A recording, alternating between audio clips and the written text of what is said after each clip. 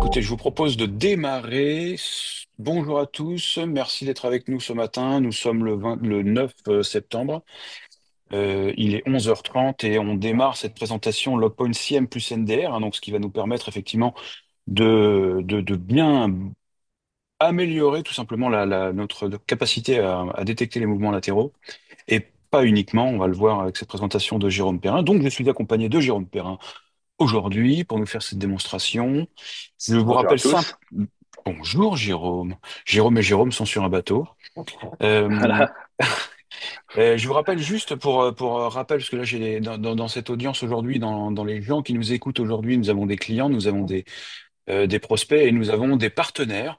Et donc voilà, donc il y a des gens qui savent pas forcément que cette acquisition de Logpoint qui a été faite, enfin annoncée l'année dernière, en octobre, juste avant les assises de l'année dernière, dont on avait fait l'acquisition de Munich, donc une société danoise qui faisait de la, enfin, qui fait toujours du coup, de la détection justement réseau, hein, le NDR en question, incluant une grande partie d'intelligence artificielle.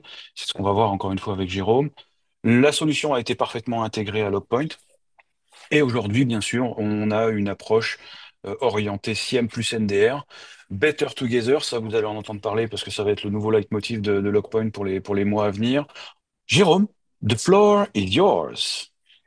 Merci Jérôme. Donc effectivement, un nouveau leitmotiv, Logpoint Sim plus NDR, Better Together. Pourquoi? Si on revient un peu en arrière, il y a 4-5 ans, vous vous souvenez tous de la vague XDR qui était arrivée à l'époque et qui avait tendance à opposer NDR nouvelle génération avec le SIEM. Alors qu'en fait, bon, ça a créé beaucoup de confusion, bien entendu, mais surtout, c'était un faux débat, puisque on se rend compte que chaque outil a ses avantages et que combinés tous les deux, on rentre dans un schéma 1 plus 1 égale 3. Donc c'est ce que je vais essayer de vous démontrer tout au long de cette présentation. Si la présentation veut bien avancer. Et donc, vous présenter en fait un cas d'usage caractéristique de cette collaboration qu'on va voir entre les deux outils et en particulier pour les mouvements latéraux. Comment les détecter? Ça, les mouvements latéraux, c'est quelque chose qui a toujours été un défi hein, pour les équipes de sécurité opérationnelle, pour les SOC, puisque finalement, on se rend compte que euh, c'est toujours lié à une tentative d'intrusion, réussie ou non. Hein. C'est extrêmement difficile à détecter si on n'a pas les bons outils et c'est toujours au travers de techniques qui laissent des signaux faibles ou qui ressemblent à une utilisation légitime du système d'information. Donc, je vous propose d'aller un peu plus dans le détail et de comprendre en quoi cette association peut être utile. Alors, si on redresse le sujet, eh bien, effectivement, il y a des menaces qui ont tendance à échapper à la vigilance des équipes Sécu ou des SOC, notamment lorsque l'attaquant se déplace dans l'environnement. Pourquoi est-ce que ça nous échappe? Eh bien, tout simplement parce que les endpoints, la plupart du temps, vont pas voir ces mouvements au travers du réseau, puisque le endpoint, quelque part, il détecte l'activité qui est sur le serveur ou le poste de travail. Donc, tant que cette menace n'est pas sur le endpoint, il n'est pas en capacité de lever des alertes. Et quand il le fait, souvent, je vais pas dire que c'est trop tard, mais le verre est déjà dans la pomme. Il s'est déjà passé plein de choses avant. Souvent, les mouvements latéraux, ce sont des mouvements qui se font d'est en ouest. Ça veut dire que ça va pas aller toucher la protection périmétrique. Les pare-feux vont absolument pas être sollicités dans ces échanges qui ont lieu sur le réseau local ou le réseau interentreprise. De la même manière, souvent les attaquants vont utiliser des outils natifs et quelque part des protocoles qui sont normaux, c'est-à-dire c'est du Rhythmos Desktop, ça peut être du partage de fichiers Samba ou alors du WinRM. Donc tout cela en fait nuit à la faculté de détecter ces informations. Et enfin, ces mouvements latéraux, ils vont se faire entre serveurs ou entre services. Et là encore, la difficulté que l'on a, c'est que bien que ces serveurs et ces services vont loguer un grand nombre d'informations au travers de leur jour d'accès, de sécurité applicatif, on n'a pas forcément toujours l'information utile. Donc, c'est ce que je vous disais, tous ces éléments nuisent en fait à trouver, détecter toutes ces types d'attaques. Donc, les mouvements latéraux, ils génèrent très peu de logs. Et c'est pour cette raison que l'on va avoir besoin d'une visibilité sur le réseau pour compléter ce que fait le SIEM. Donc, cette visibilité va permettre, en ayant un suivi exhaustif de ce qui se passe sur le réseau local, de détecter les mouvements latéraux, qui, eux, en général, ne génèrent ni log ni alerte. Et ça va se faire en scrutant le trafic d'est en ouest au travers des différents serveurs. L'autre avantage, c'est que derrière ça, quand on a détecté quelque chose, on a toujours besoin de ce que va faire le SIEM, puisque le SIEM, lui, il va loguer toutes les authentifications, les demandes d'accès sur les serveurs et sur les services. Donc, on se rend compte que la corrélation des informations en provenance du NDR et du SIEM va être fondamentale dans la détection et dans la réponse à incident. Le NDR va également, au travers de son analyse protocolaire, vous permettre de comprendre ce qui se passe au niveau des protocoles standards, tels que RDP, Samba et WinRM, et donc vous permettre d'avoir une compréhension plus fine de ce qui se passe au travers de ces mouvements latéraux.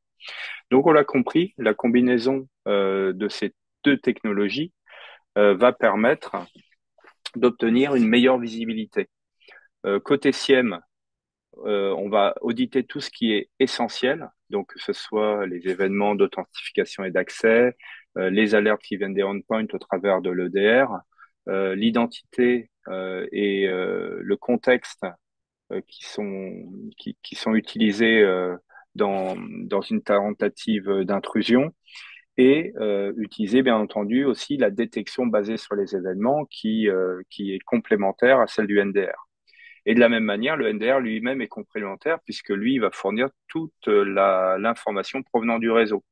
Donc cette information, elle est aussi complétée par l'apprentissage via un modèle de machine learning et la saisonnalité des échanges sur le réseau.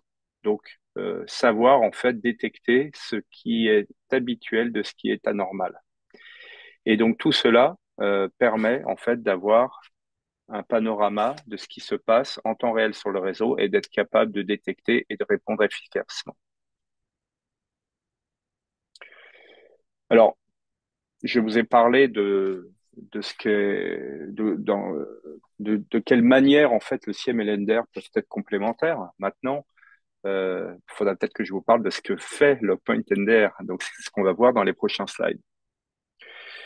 Donc, Logpoint NDR, c'est vraiment une plateforme qui vous apporte cette fonctionnalité de visibilité du réseau avec des apports vraiment spécifiques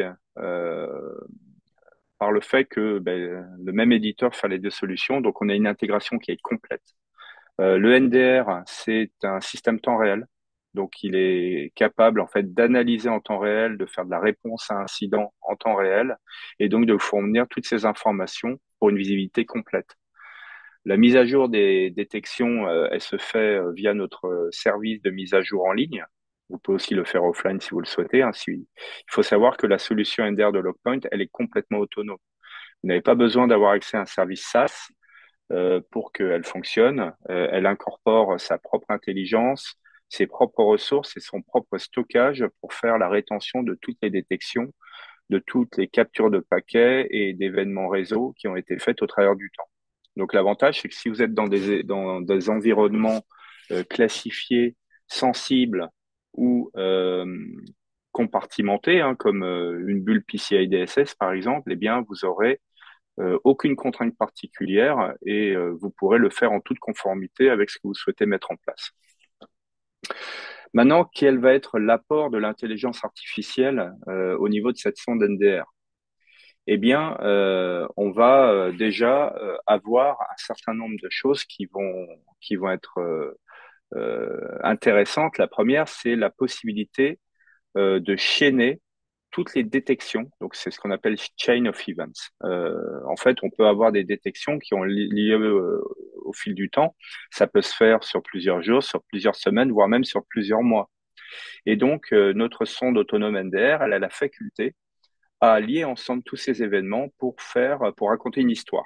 L'histoire d'un mouvement latéral qui a commencé peut-être par une phase d'accès initial, de découverte, et puis d'élévation de privilèges, et puis peut-être de mouvements latéraux ensuite.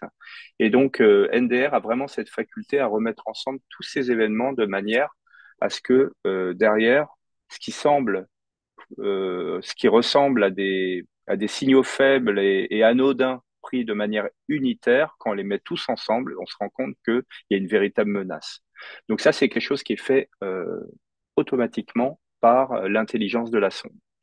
Elle va être également capable de faire de la corrélation d'alerte. Sachez que si vous avez plusieurs sondes sur votre infrastructure, on fournit en fait un portail qui permet de corréler toutes leurs alertes et toutes leurs informations de manière transparente.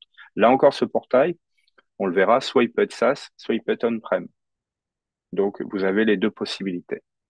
Et la possibilité aussi de prédire les comportements anormaux avec la brique AI Predict, donc qui permet vraiment de dépasser un peu la technique qui consistait à mettre des seuils, mais on sait que les seuils statiques ou dynamiques, c'est très compliqué à utiliser, à maintenir. Donc là, on a mis en fait un système qui permet de faire de l'auto-apprentissage et de détecter en fait les comportements ou les tendances déviantes. Alors maintenant, si on rentre un peu plus dans le détail, comment ça marche? Eh bien, ça marche très bien, comme j'ai l'habitude de le dire. Et surtout, c'est quelque chose qui va être extrêmement souple à mettre en œuvre. Les sondes autonomes et intelligentes, on peut les déployer sous forme d'appliances matérielles ou virtuelles. Vous avez la possibilité entre ces deux solutions.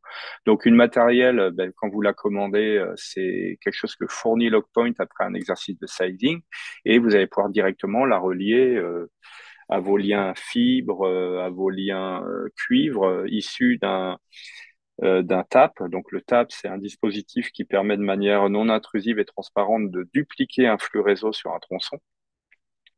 S'il tombe en panne, ça ne met pas en panne le réseau. Il est ce qu'on appelle fail-safe.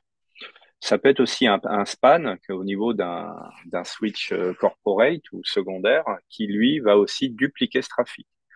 Donc, c'est deux solutions. On a aussi une troisième solution qui consiste en fait à dupliquer le trafic et l'envoyer via le réseau. Donc, on va utiliser des VLAN, hein, comme on utilise des VLAN pour tout ce qui est backup, sauvegarde réseau, ce qui permet de ne pas impacter la production. Et donc, ce trafic, il peut être déporté sur une sonde qui va centraliser plusieurs collectes distantes. Cette sonde, elle peut être soit matérielle, soit logicielle, soit virtuelle, pardon. Et donc, le positionnement des sondes, bien entendu, va être très important. On va le positionner près des points d'accès, on va le positionner près des assets qui sont, euh, qui sont critiques. On va également s'intéresser aux serveurs de virtualisation, puisque il faut voir qu'une sonde ne voit que ce qui se passe sur le tronçon qu'elle inspecte. Si on veut voir euh, les échanges, enfin les communications réseau entre plusieurs VM au sein d'un même hyperviseur, il faut aller instrumenter le vSwitch que l'on fait absolument sans problème. Ça fait partie de notre technologie. Donc on le voit, on a la possibilité vraiment d'aller collecter ces informations réseau un peu partout et donner une vue unifiée au travers d'une ou plusieurs sondes avec notre portail SaaS ou on-prem. À partir de là, les différentes sondes, elles vont avoir deux briques fonctionnelles. La première, c'est AI Detect, qui permet de faire de l'analyse de trafic, de la détection, éliminer les faux positifs et enregistrer des séquences PCAP. Donc, PCAP, c'est un protocole qui permet de capturer et d'enregistrer des paquets réseau de manière exhaustive sur une période de temps. Ce qui fait qu'après, ces fichiers PCAP, on peut les charger sur un outil. Donc, l'outil habituel, c'est Wireshark, qui permet vraiment d'aller dans le détail au niveau protocolaire et voir, par exemple, ce qui passe en clair sur des échanges avec du Samba en version 1 qui est absolument pas sécurisé, mais qu'on retrouve encore malheureusement sur beaucoup d'infrastructures de nos clients. Donc voilà, c'est le genre de choses qui vont être automatiquement détectées par la sonde et pour lequel vous aurez des preuves que vous pourrez inspecter ensuite. Donc ça, c'est la partie détecte qui va également embarquer tout le moteur de machine learning dont je vous parlerai un peu plus en détail après. La deuxième brique fonctionnelle, c'est AI Prevent. AI Prevent, ça vise à vous donner un moyen de répondre à une menace détectée par la sonde en faisant de la rupture protocolaire. Donc, en général, la sonde va détecter une tentative de connexion entre deux points, peut-être un externe ou un inhabituel, via un protocole. Et suite à une alerte, vous avez la possibilité de dire, ben, si cette alerte est levée, dans tel contexte, je souhaite couper la communication. Et là, ce que va faire la sonde NDR, c'est euh, elle va injecter des paquets TCP pour faire croire au serveur que le client euh, arrête la connexion. Donc en fait, lui, il ferme le port et le client légitime, quand il essaie de continuer, ben, il se fait claquer la porte au nez. Ça marche très bien et ça permet vraiment d'avoir un moyen de réponse directement sur le réseau plutôt que sur les endpoints. Donc c'est quelque chose qui est beaucoup plus proactif. Alors maintenant, si on regarde un peu ce que va fournir notre plateforme, ben, euh, cette plateforme, elle est vraiment complète, hein. On a cette possibilité de faire de la détection en temps réel. On va avoir des rapports de conformité intégrés, euh, un niveau de visibilité et une connaissance du contexte complète. Et surtout, c'est une plateforme qui est évolutive. C'est-à-dire que c'est pas j'installe l'appliance et il se passe rien si je fais pas de mise à jour. En fait, l'application des patchs est complètement automatisée dès lors que vous avez la connectivité Internet. C'est-à-dire que on a un repository sécurisé auquel l'appliance va pouvoir à intervalles réguliers se connecter et s'authentifier avec des certificats dans les deux sens et donc avoir la possibilité d'aller récupérer des packages de mise à jour et de les appliquer de manière transparente.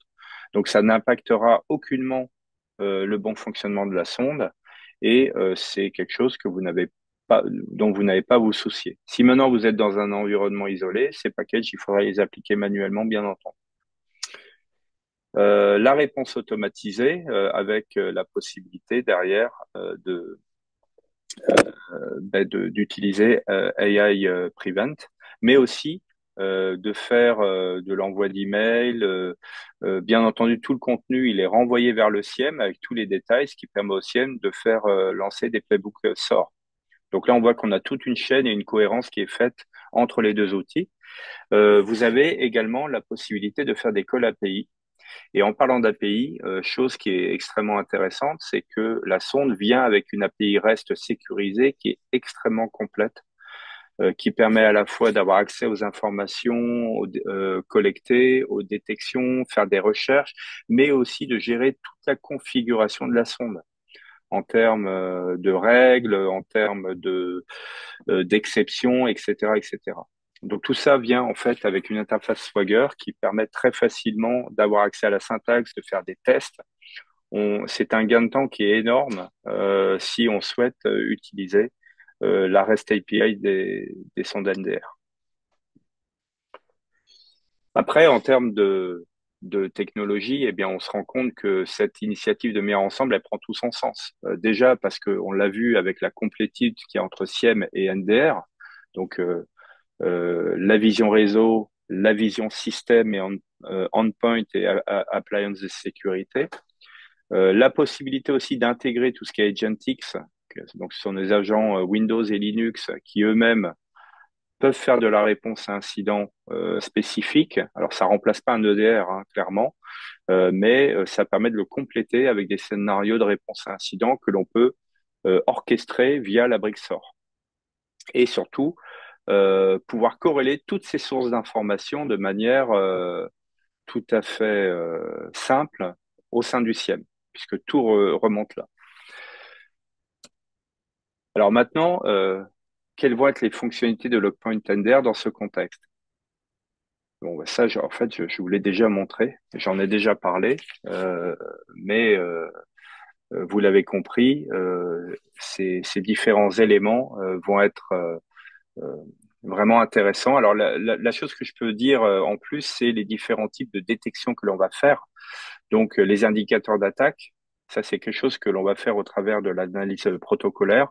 Donc, on sait reconnaître des tentatives de renommer des fichiers au travers du protocole Samba pour les maquiller ou alors euh, des tentatives de brute force sur RDP, du port scan hein, sur différents protocoles, que ce soit ARP, que ce soit TCP ou UDP, euh, des tentatives d'injection SQL, tout ça en fait est fourni en standard, vous n'avez pas à le développer. Il faut savoir que la centaine de détections que l'on va faire sur la base du protocole, ce sont des détections que l'on maintient, que l'on que l'on que l'on augmente hein, avec de nouvelles détections à chaque fois. Donc, on, on a par exemple la possibilité maintenant de détecter de nouveaux endpoints qui n'étaient pas présents sur le réseau. On va pouvoir aussi détecter en fait en termes de conformité et d'hygiène sécurité tous les protocoles qui sont obsolètes, des certificats qui seraient expirés, mais aussi des comportements qui sont peut-être à proscrire, comme l'utilisation de clients Tor, de téléchargement BitTorrent ou de l'activité sur le dark web. Donc, si tel est le cas, on va savoir aussi le détecter au travers de la sonde. Et enfin, la possibilité de mettre tout ça ensemble avec Chain of Event. Donc ça, c'est vraiment les apports euh, remarquables avec AI Detect. Côté AI Prevent, la possibilité de répondre. Et puis, une intégration entre le NDR, le CIEM, l'Agentix et le SOR qui permet en fait de faire collaborer tous ces outils et les informations qu'ils vont générer.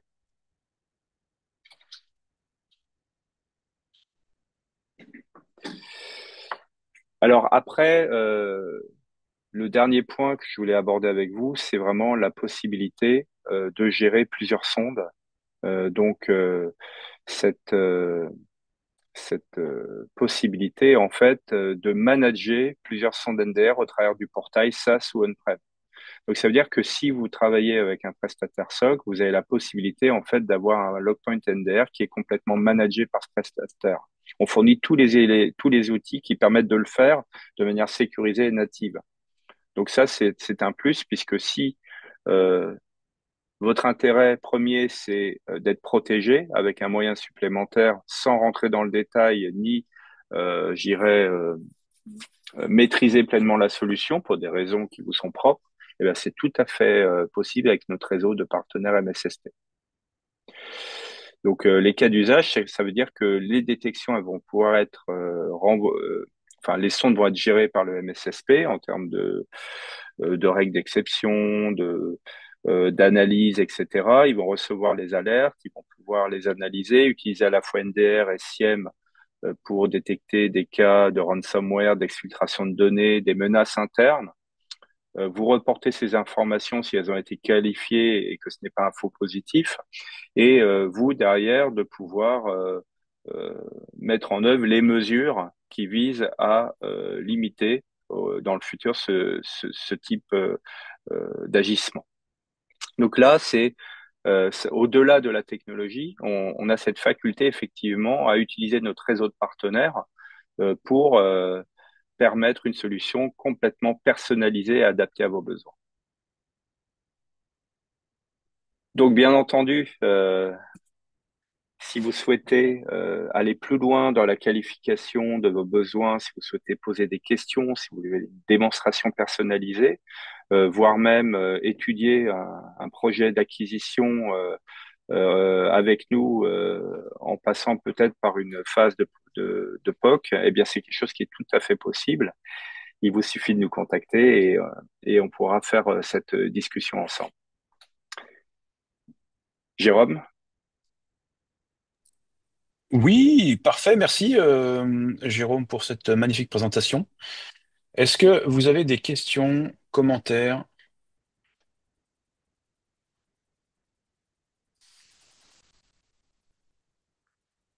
Alors, est-ce que c'est... Oui, très bien, très bonne question de Julien. On n'en a pas parlé, effectivement. Est-ce que le NDR est une appliance ou une VM? les deux, mon capitaine, on sait en fait le fournir sous forme d'appliance physique après sizing ou de VM. Les deux sont possibles. On supporte Hyper-V, on supporte Azure, on supporte VMware, on supporte même des hyperviseurs basés sur du QEMU, du KVM, donc de l'open source.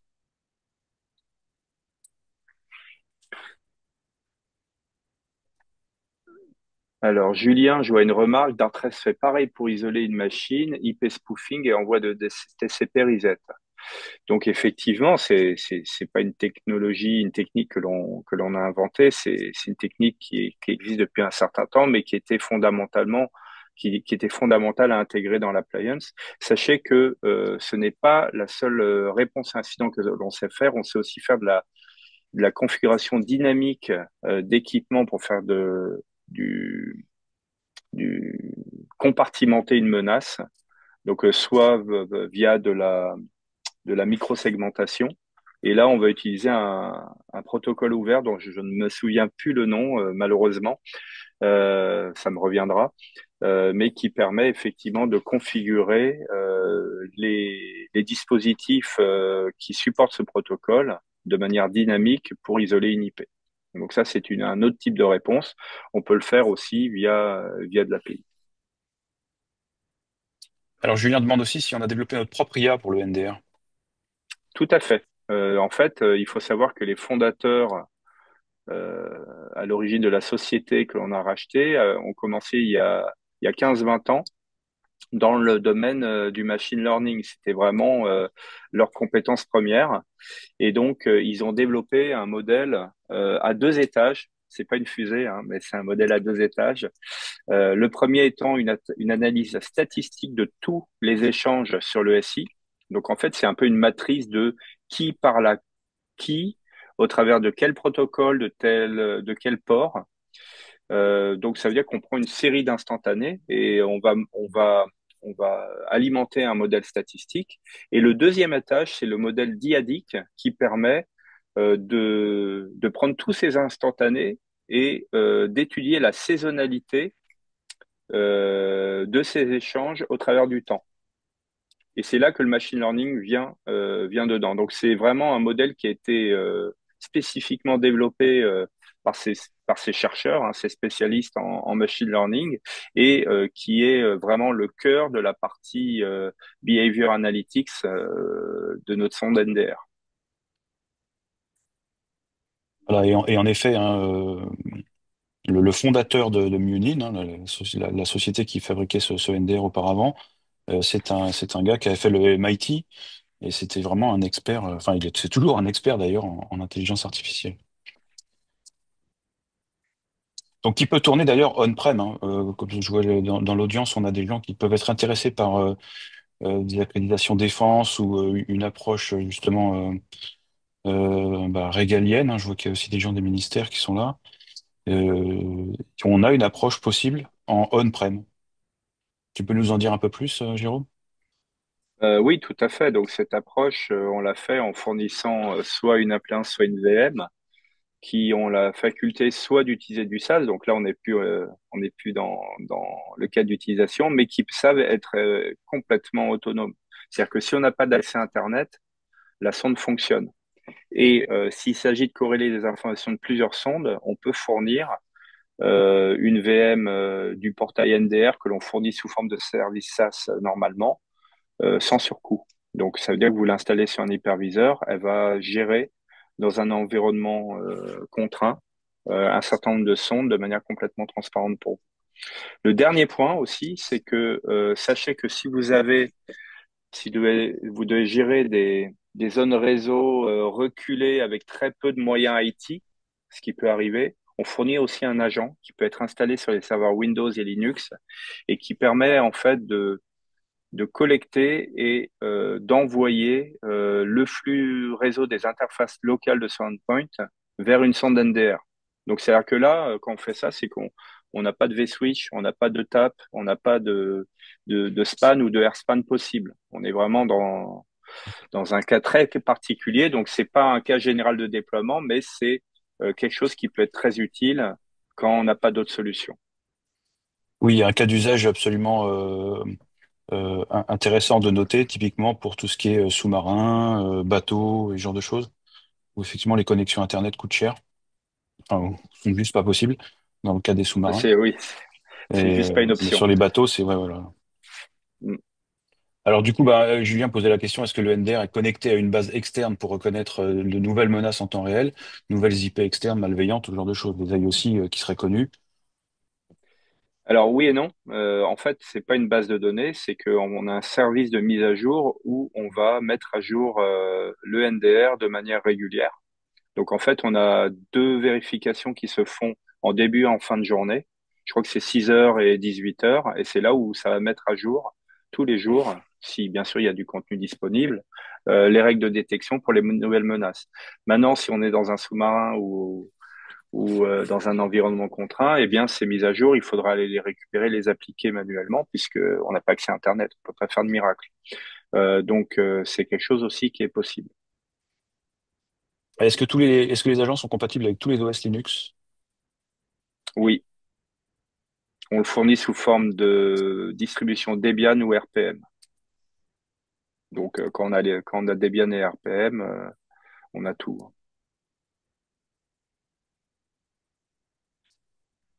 Formidable.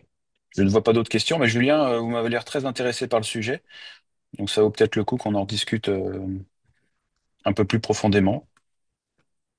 Je vous enverrai tout à l'heure, hein, cet après-midi, certainement un lien avec cet après-midi ou demain, un lien avec le replay. Donc vous aurez de toute façon toutes nos coordonnées pour poser vos questions. Ok, Julien, on fait ça.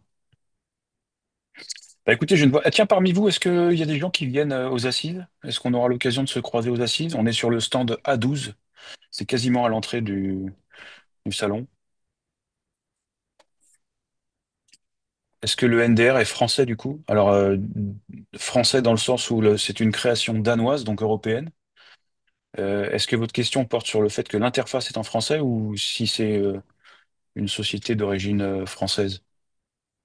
En tout cas, si c'est ça, voilà, le NDR est d'origine danoise et donc repris par la société Logpoint, donc qui est également danoise, donc européenne. Donc, on est une solution 100% souveraine européenne. Absolument. Bon, Ce écoutez, je qui ne vois prend pas tout son trop. sens avec Nice 2 en particulier, hein, puisque juste pour faire une petite aparté, Nice 2 est quand même un sujet qui enfle de plus en plus, hein, et qui va, je pense que sur les 2 années, c'est quelque chose qui va se suivre des faits. Il faut savoir que la protection périmétrique, tous les moyens visant à sécuriser le réseau font partie euh, des, des besoins demandés par Nice 2 et qui peuvent faire l'objet d'une non-conformité. Donc le NDR est important, le SIEM l'est aussi, puisque c'est ce qui permet derrière de fournir des éléments en cas d'incident de sécurité au CSAT local, c'est-à-dire l'ANSI. Bon, et pour finir, forcément, ça va augmenter aussi votre maturité défensive, donc augmenter votre capacité à être cyberassurable. On n'en parle pas souvent de ça, mais c'est vrai que quand vous arrivez chez un cyberassureur et que vous avez enfin, une capacité de montrer votre maturité défensive et que vous avez déjà une réflexion sur votre défense, c'est un atout essentiel déjà pour être cyberassurable, mais en plus pour pouvoir réduire ces primes de cyberassurance. Eh bien, écoutez, messieurs, dames, madame, messieurs, je vous remercie de votre participation à ce webinaire. Jérôme, merci pour cette présentation. Merci à Et toi. on se retrouve très vite en présentiel aux assises, sinon dans d'autres présentations à venir. Il y en aura quasiment tous les 15 jours hein, chez Logpoint. Donc, comme on dit, restez connectés. À très vite. Merci beaucoup. Merci à vous, au revoir.